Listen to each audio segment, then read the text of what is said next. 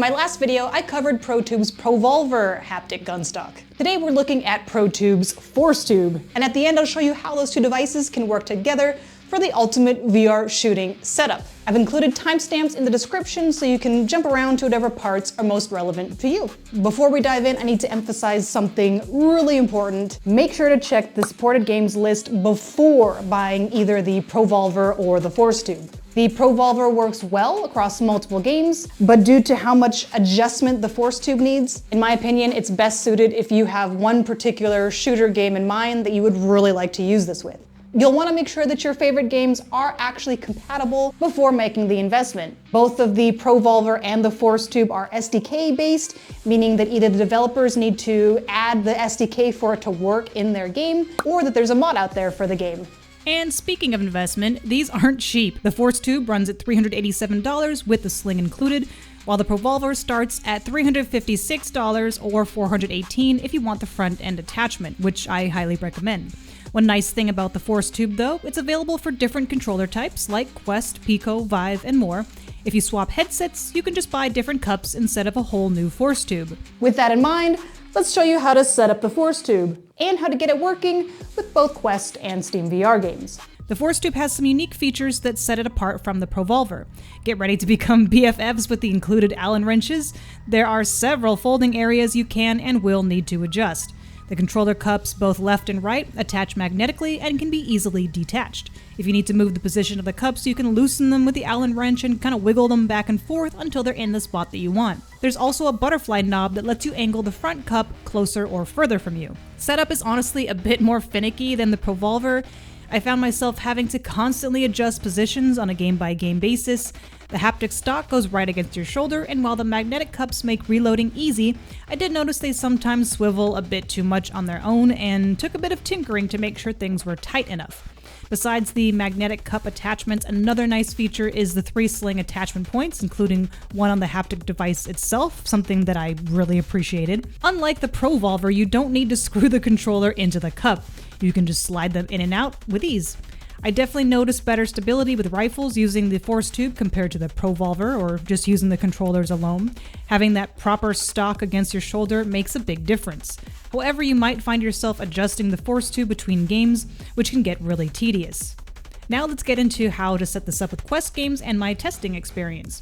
For Quest setup, you'll pair it via Bluetooth in your Quest settings, just like the ProVolver. However, you might run into some connection issues. If the ForceTube shows up as disconnected in your Quest Bluetooth settings, you'll need to unpair it, restart your headset, then repair the ForceTube and relaunch your game. This happened often enough that I got into the habit of just unpairing the ForceTube before turning off the headset. I tested it with 𝐂𝐿 and Shock Troops. Shock Troops was interesting and a bit frustrating at first. The game's shake to reload system just wouldn't work with the ForceTube no matter how much I tried to shake it. Instead, I just had to take the cup off, shake it to reload, then put it back. It took some practice, but eventually the muscle memory kicked in. The game also features a motion tracker. You can either hold it off to the side using the magnetic cup, or angle the front of the ForceTube down slightly to create a sort of natural resting spot. 𝐂𝐿 was a different story. It took some tinkering, but I found the best approach is to get into the game first, then adjust the ForceTube sections one at a time while looking down the nose of your headset until things feel right and seem lined up correctly. Remember to enable ForceTube in the game's settings. It might look a bit weird in real life, but in-game it felt really great.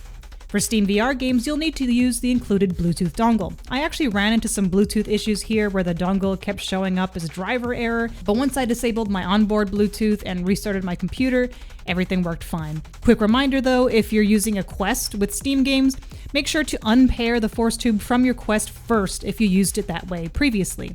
Just like with the ProVolver, I tested Sniper Elite VR and Arizona Sunshine 2 via mod. Sniper Elite required about 5 to 10 minutes of tweaking to get the positioning right. There's an interesting trade-off here. The physical stock actually makes it harder to look down the scope compared to the VR fakery where virtual stocks, you can push it through your body. It's like an unintentional hardcore mode, which I didn't mind too much because the haptics made things feel really realistic. The modded version of Arizona Sunshine 2 also worked really well, and I appreciated the fact that there's a pitch and yaw offset in the game's settings. It meant less physical adjustment was needed. I tried different weapons too, sawed-off shotgun, SMG. They technically worked fine and I had no issues using them, but lost some immersion since they aren't actually against your shoulder. Now for the crazy part, using both the ProVolver and the Forcetube together. There's actually two different ways that you can set these up together. The first method is to remove both cups from your Forcetube. Make sure your ProVolver is properly set up with the front end attachment. The attachment is important because without it, there's going to be too much pressure on the magnetic cup attached to your dominant hand, and it'll be much heavier.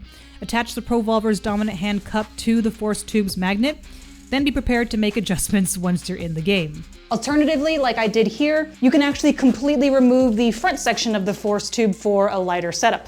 The downside is that you'll lose the front sling attachment, so you'll need to use the two in the back. You can also take the adjustment knob from the front part and switch that over into the back so that you're able to move the cup up and down. Just be careful when swapping parts. They're designed to fit in very specific ways, and if you don't line up the grooves correctly, you won't get a tight seal. Whichever setup you choose, the sling is absolutely essential. Everything is literally hanging by one magnetic connection, this one right here.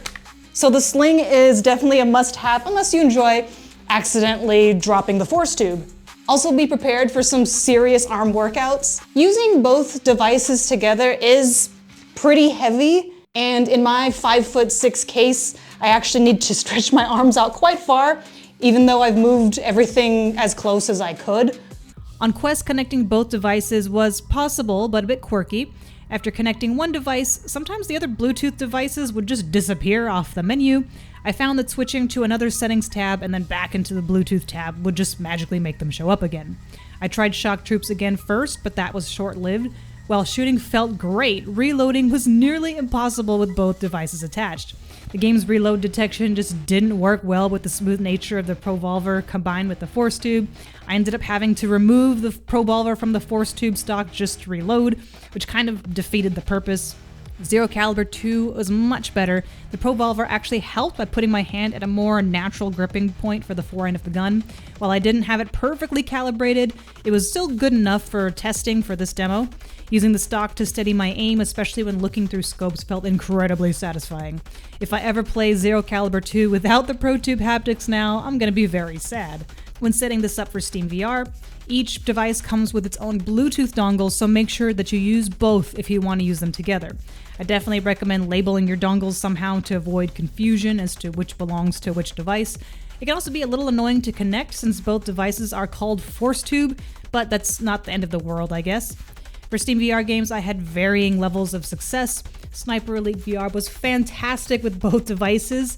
Once I learned to tilt my head properly, nothing felt more satisfying. I felt like a pro elite sniper. I was meant to do this. This is my calling. The feedback from both devices really enhanced the sniping experience. And while you can't hear it here, I was laughing maniacally with every shot I landed. However, I ran into some compatibility issues with other games. The Arizona Sunshine 2 mod would only detect my Forcetube, even though both devices would buzz to confirm detection at launch, and even though I had gotten both to work individually. The After the Fall mod had similar issues. It would either crash when trying to use both devices, or only recognize the Forcetube. After getting a little frustrated, I tried a native integration again, this time hot dogs, horseshoes, and hand grenades. But this time the game went the other way, only the ProVolver worked, not the Forcetube. Reading into their FAQs though, it looks like some games may only support certain devices, that being up to the developer. The Steam Companion app became a little bit more useful with both devices as it helped keep track of which device was which and the battery life of each. The advanced mode lets you customize different channels, for example, setting the Forcetube to handle buttstock rumbles and the ProVolver handles bolt or forend gun reactions. You still don't really need to have this though, as native integrations and modded games will still work without the Companion app open. After some extensive testing, here's my take. If I had to choose just one, I'd go with the ProVolver. It's more flexible and doesn't need as much game-specific adjustments. The Forcetube has its advantages, better stability due to the buttstock, and more customization options, but that also comes with more tedious setup time. Using both together is awesome, but definitely not for beginners. The weight and complexity require some practice and getting used to, and not all games support both devices properly. That said, when it works, it's badass as hell. If you're interested in either the ForceTube or the ProVolver, you can save 5% off using the code PTVR5_Adam at checkout, and a link will also be in the description below. Let me know in the comments if you have any questions, and as always, keep on creating and never lose that drive to improve. I'll see you in the next one.